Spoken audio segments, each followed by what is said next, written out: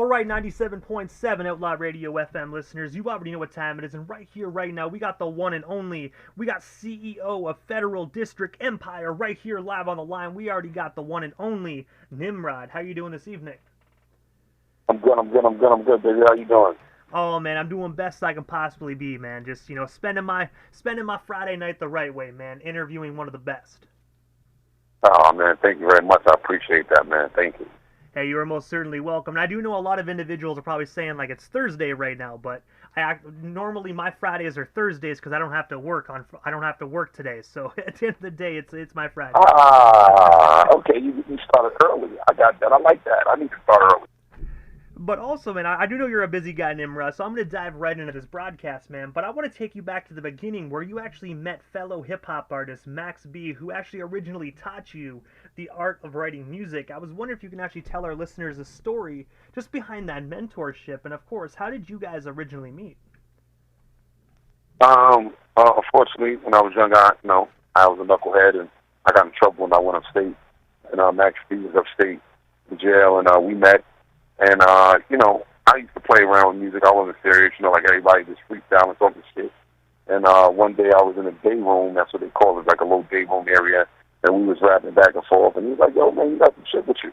And he was well-seasoned, well-talented. And he was like, to let the time pass, we just sat, wrote songs together. We'd go in a little room and go write some songs. And he actually taught me how to put bars together. I never knew nothing about writing bars. I never knew a hook. I never knew nothing. That man showed me everything, and then from there it was just like, he always told me to think outside the box. So that's what I did, man. And I do know, of course, obviously he taught you secrets, and I'm not even going to expect you to tell those secrets. But obviously you're so advanced within your career now. You've done a lot of amazing things since that day where you met him. But is there still one thing that he taught you that you still actually use within your career today? Always think outside the box when you go into time to a song. Say something that people wouldn't normally say, but make it make sense. And that's what I always go into in my mind of when I'm putting a song together.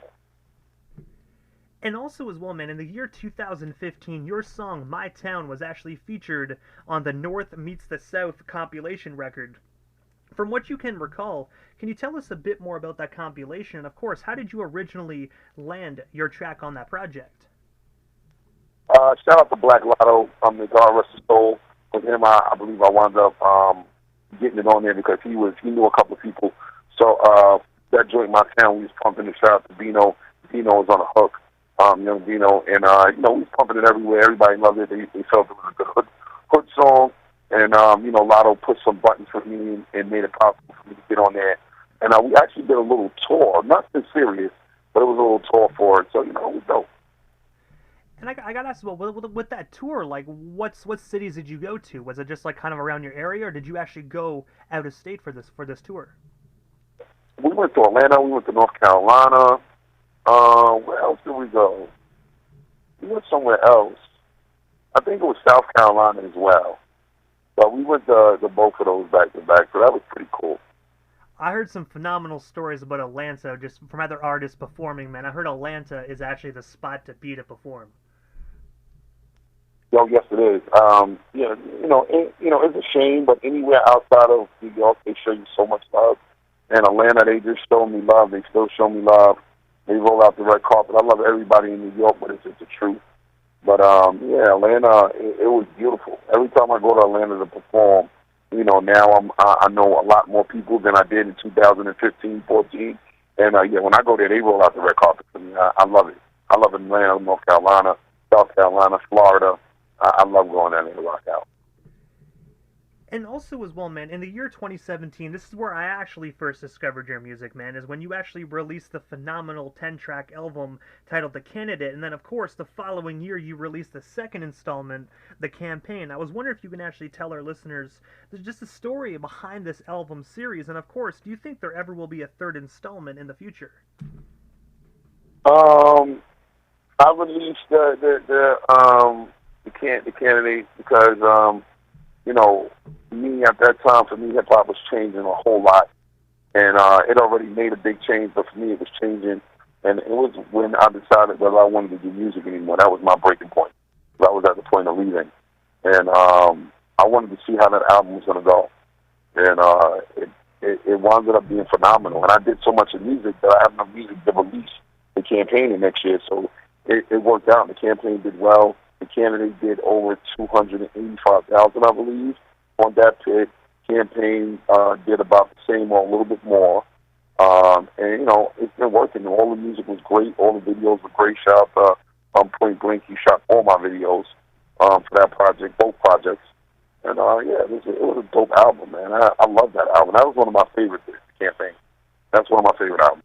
Besides my new album now, but, yeah, that's one of my favorite albums.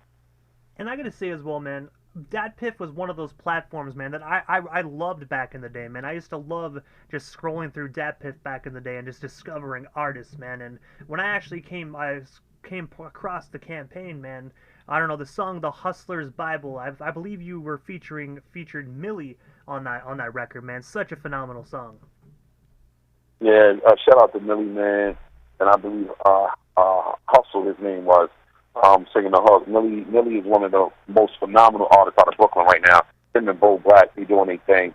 Shout out to them, those are my family. They actually work with Rock from Helter Skelter. Shout out to Rock. So yeah, man, it only made sense, man. Millie is a beast, so, you know, and Hustle, he's a beast. He done worked with a lot of people like DR Period and a couple other artists, so it only made sense. And shout out to Vinny Idol for the beat. Vinny Idol did the beat, so it was dope. And I gotta say, that beat was definitely hard as well, so he definitely did some phenomenal work just on the beat alone. Right. Vinny Idol did his motherfucking. I'm shout out to Vinny Idol, man. He's excellent, man. And of course, as I mentioned during the intro to this interview, you were also the owner and CEO of Federal District Empire. I was wondering, what actually originally made you decide to start up this company, and of course, what services do you actually offer to the general public today? What made me start up the company was because, as myself being an artist coming into this business, I know how hard it is to try to be an artist. What I mean by that is you got to pay for everything, and it's not easy for people that are not financially stable. Some people have kids, some don't.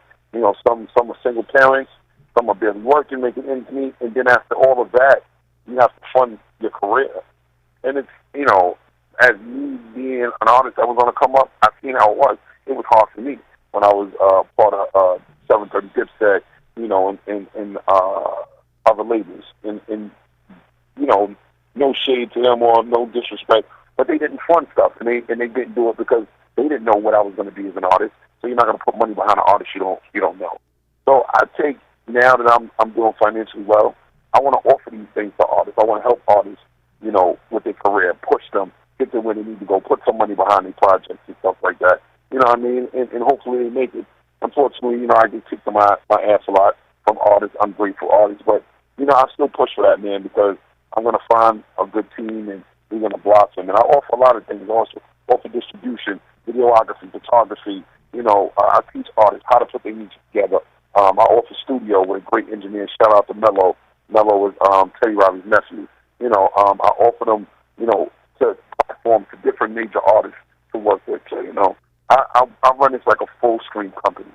You know what I mean? So, and labels nowadays are not giving artists $1.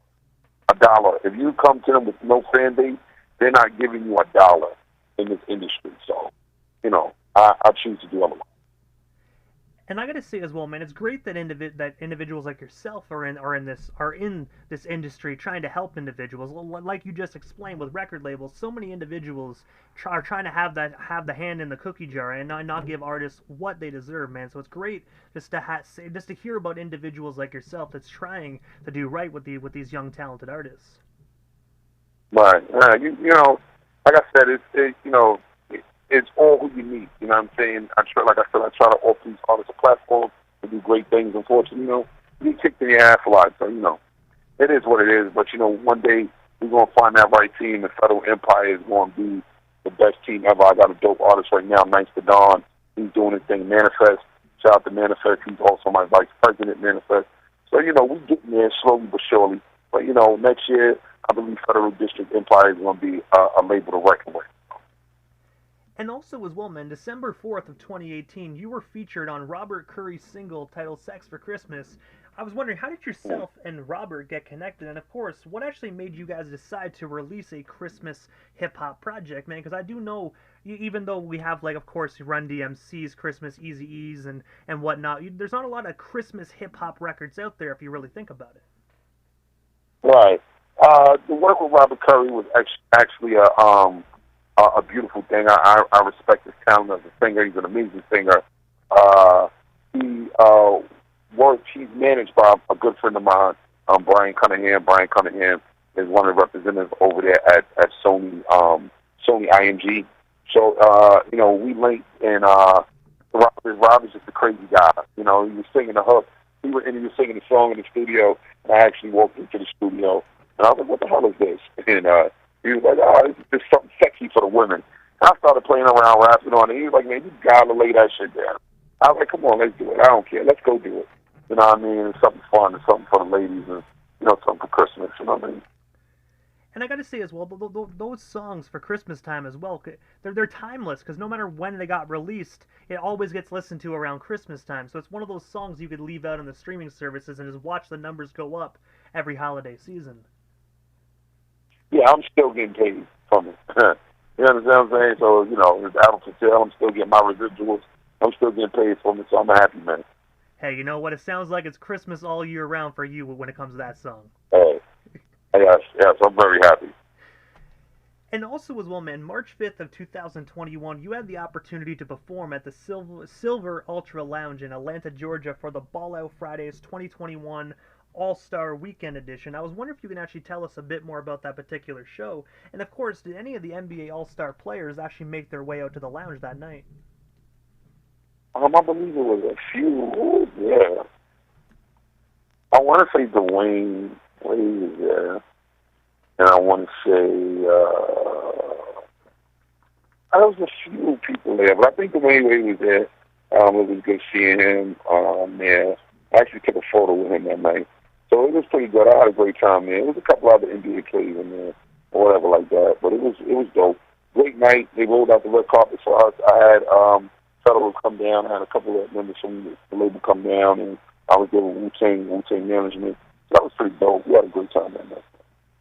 I'm gonna be honest, man. If I was an artist on that card that night and I saw Dwayne Wade walk in while I'm performing, I ain't gonna lie to you, man. I'd probably drop the microphone mid-performance. But I guess that's why I'm not an artist and I'm a DJ and everyone throws me in the back. There was a lot of people that came down there. That the young lady down there from Nut Bayou Buck Boy, Nut Bayou Buck, she was there. Dwayne Wade was there. Carmelo Anthony was there. That night, it was pretty dope, man. I had a great time. We had some drinks and enjoyed the rest of the music, and it was beautiful. Great artistry, a lot of good artists that night, so it was dope. And December 2nd of 2021, you actually released the phenomenal 12-track album titled Educated Thug Music Volume 1, The Year of the Narcissist. I was wondering if you can actually tell us a bit more about this most recently released project, and of course, where can we actually buy or stream ourselves a copy of this record today? That album was me releasing all of, I want to say the word shit I've been dealing with in this small part of the industry. I can't even say the major part. And it was me just relating, because I was dealing with a lot of idiots, and I released my anger and my pain through my music, because nowadays you can't do nothing to nobody, you get in trouble. So I just released a lot of my anger and my pain through my music, and that's what that was, and just pointing out some things that I was going through in my life. And I named it the Year of the Narcissist because, at that point, people was calling me an narcissist. I'm like, all right, well, I guess it's my year to be that. So, with fame and success comes envy and headaches, and as I grew in my fame and success and rise to the top, I counted that. So, I just put it in my music. And it's everywhere. My numbers are doing great. The lifestyles, I have over, I think, 75,000 views on YouTube. Nothing brought. We've got a lot of artist body numbers. That's all me. That's all me promoting. The album is platinum overseas. I'm very happy about that. That's probably more than that right now. And in the States, I think they had at least 300 and something thousand. So, and it's everywhere. It's everywhere. Shout out to my label, Wu-Tang Management. They pushed it hard. shout out to my PR Kim. She pushed it hard. And myself, and and my label Federal, Natalie Sean, Luo the Kid. We pushed, and is doing absolutely great right now. And I have to ask as well, because I do know a lot of individuals they like when I ask this question, because I do got a lot of listeners that tune into the radio station that still love CDs, man. Do you have any hard copies available, and if so, where can we actually snag some CDs today? I don't have any hard copies available. I should get back on that and go out to the people and start having them, but I don't have any hard copies available. Everything is online for download. Y'all can go download that. And it's everywhere. Everywhere. It's everywhere. You can't miss it. I had my billboard up in the city in November on the busiest day of the year, which was Thanksgiving. The parade went by, and as the parade goes by, you see me up there on a big screen. So, we're everywhere. And of course, immediately following this broadcast, I'm going to be playing your song titled Mr. Nobody. For the listeners that might not have had the opportunity to hear this song, what can they expect from it when it gets played right here on the Canadian FM radio dial this evening? Mr. Nobody is, of me saying, like, everybody say I'll never make it. When an artist is there, people be like, oh, he'll never make it. He's nothing. He's a nobody. You know what I mean? But I wanted to remake that and let them know that I am somebody. And I did do it, and I did make it, and I am successful.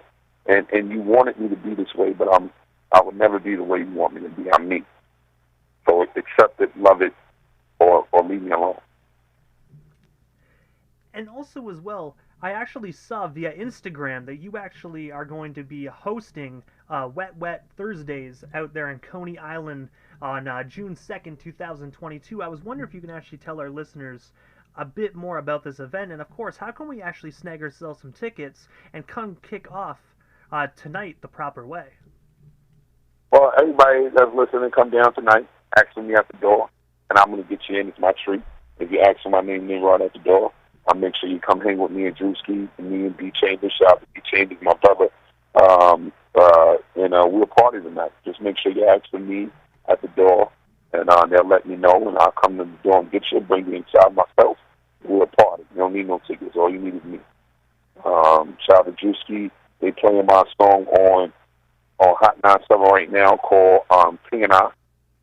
It's doing very well. I appreciate all the love from everybody calling up and asking for it. That's it. So, yeah, when you come down, ask me, Nymrod, I'll make sure I get you in there.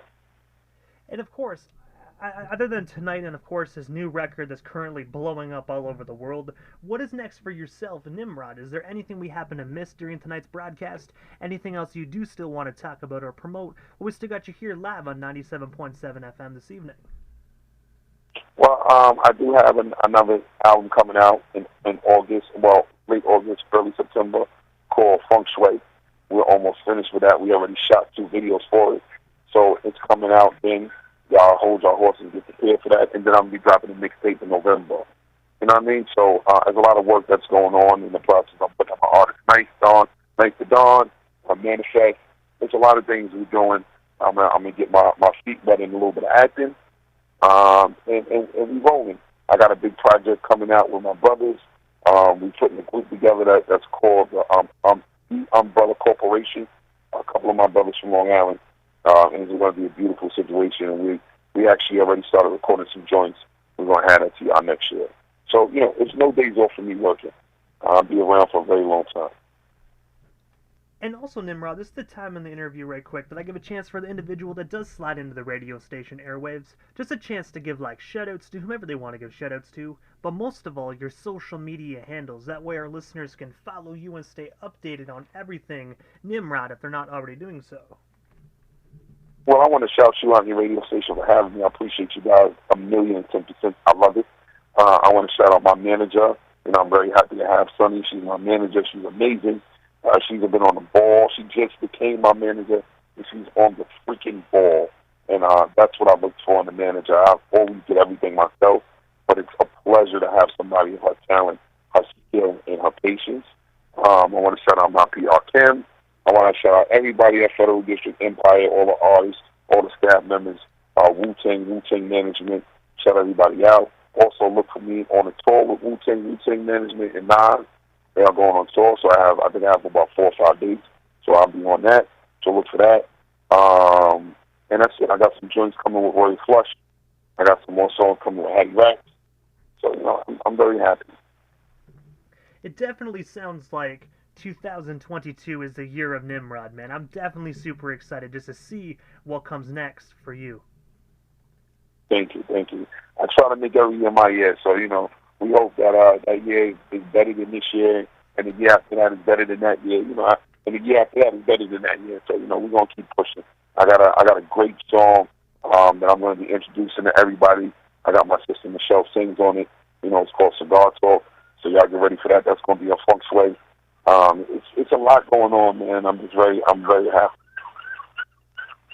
And I gotta say, man, it's definitely gonna be phenomenal to hear these up and coming projects, man. But I know you got an event to go to this evening out there in Coney Island.